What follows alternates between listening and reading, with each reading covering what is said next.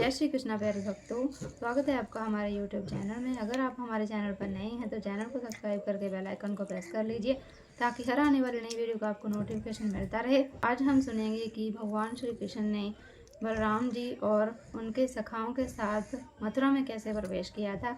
तो आइए स्मरण करते हैं साथ ही में इस दिव्य लीला का। तो संध्या समय श्री कृष्ण ने मथुरा नगरी में प्रवेश किया जो नाना प्रकार से सजी हुई थी। नगर तथा घरों के प्रवेश पर मेहराबें थीं और दरवाजे सोने से निर्मित थे।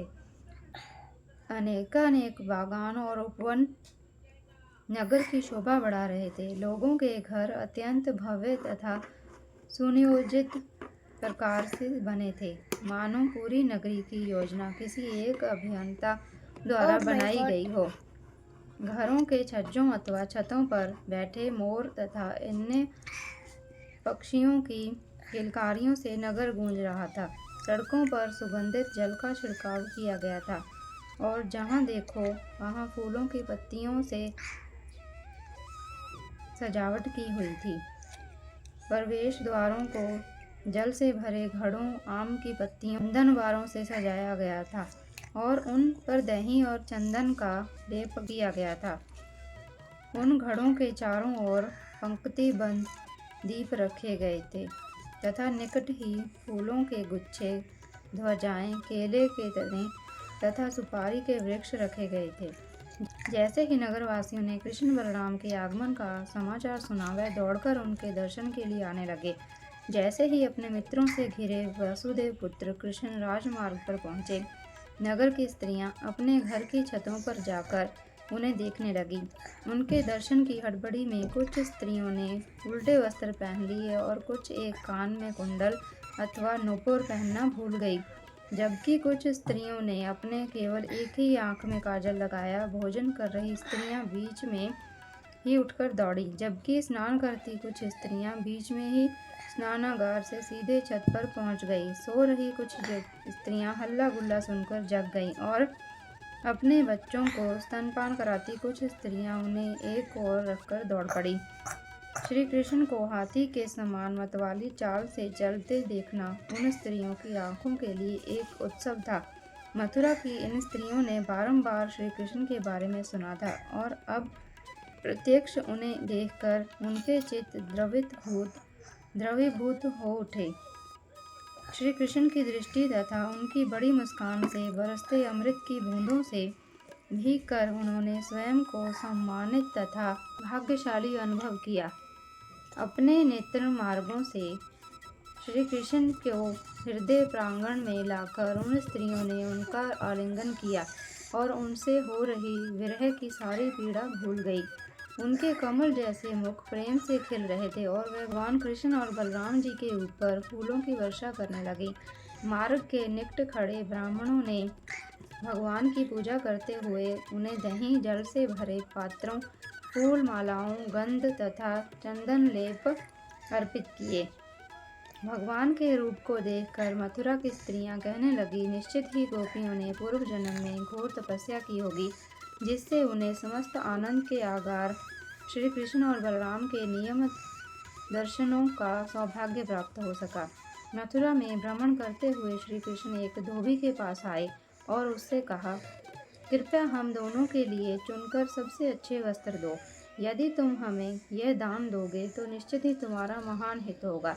कंस का सेवक वह धोबी बहुत अहंकारी था। स्वयं का अपमानित समझकर वह क्रोध से बोला, अरे शैतान बच्चों, तुम जंगलों और पहाड़ों पर घूमने वाले जंगली लोग हो और तुम्हारा इतना साहस कि तुम ऐसे वस्त्र पहनना चाहते हो। जानते हो ये वस्त्र राजा के हैं। मूर्खों, यदि जीवित रहना चाहते हो तो तुरंत यहाँ से चले जाओ। तुम जैसे दुस्साहसी लोगों को राजा के सैनिक पकड़ लेंगे और सब कुछ छीनकर मार देंगे। घमंड भरे उसकी बातें सुनकर कृष्ण क्रोधित हो गए और केवल अपनी उंगलियों के अग्रभाग से उस धोबी का सिर धड़ से अलग कर दिया। इसे देखते ही धोबी के सब नौकर चाकर सारे वस्त्रों को छोड़कर भाग खड़े हुए। तब कृष्ण और बलराम ने अपने मनपसंद वस्त्र पहने और बाकी बचे वस्त्र अपने मित्रों में बांट दिए। शेष वस्त्र भूमि पर इधर उधर बिखरे पड़े थे। उस समय एक दर्जी वहां आया। वह भगवान का भक्त था और उसने कृष्ण के वस्त्रों पर कुछ और कपड़े जोड़कर उन्हें अधिक सुंदर बना दिया। उन भव्य वस्त्रों को पहनकर कृष्ण और बलराम सबसे अनोखे लग रहे थे। उनकी जोड़ी उन दो काले और सफेद हाथी जैसी लग रही थी, जिन्हें मानो किसी उत्सव के लिए सजाया गया हो। श्री कृष्ण दर्जी से अत्यधिक प्रसन्न हो गए। उन्होंने उसे वरदान दिया कि मृत्यु के पश्चात उसे बैकुंठ में स्वयं भगवान जैसा रूप प्राप्त होगा तथा इस जीवन में भी वह असीमित ऐश्वर्य, बल, प्रभाव, समृद्धि तथा इंद्रिय शक्ति का भोग करेगा। वहां से चलकर कृष्ण और बलराम फूल बेचने वाले सुदामा के घर पहुंचे। दोनों भगवान को देखकर सुदामा तुरंत खड़ा हुआ और भूमि पर सिर रखते हुए उन्हें प्रणाम किया। उन्हें सुखद आसन देने तथा उनके चरण धोने के बाद सुदामा ने कृष्ण, बलराम तथा उनके सखाओं को अर्घ, फूल मालाओं, पान, चंदन तथा अन्य उपहारों से भेंट दी। तब सुदामा ने कहा, हे भगवान, आज आपके यहाँ आने से मेरा जीवन धन्य हो गया। इस सेवक के लिए क्या आज्ञा है, कृपया कहिए। किसी भी प्रकार से आपकी सेवा में संलग्न होना जीवन का परम सौभाग्य है। भगवान की इच्छा को जानकर सुदामा ने उन्हें सर्वाधिक सुगंधित तथा ताजे फूलों से बने 2 हार दिए।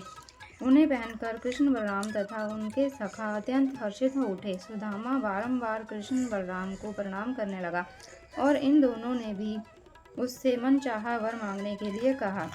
सुदामा ने यही मांगा कि उसके हृदय में श्री कृष्ण के प्रति दृढ़ भक्ति और उनके भक्तों के प्रति मैत्री भाव तथा समस्त जीवों के प्रति करुणा रहे।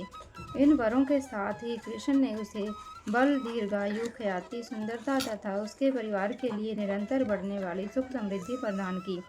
तब उससे विदाई लेकर कृष्ण बलराम आगे बढ़े।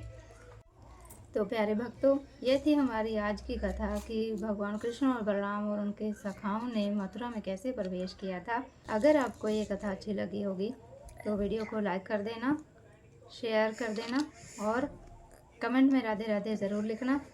मिलते हैं भगवान की नई लीला के साथ। तब तक के लिए जय श्री कृष्ण, राधे राधे।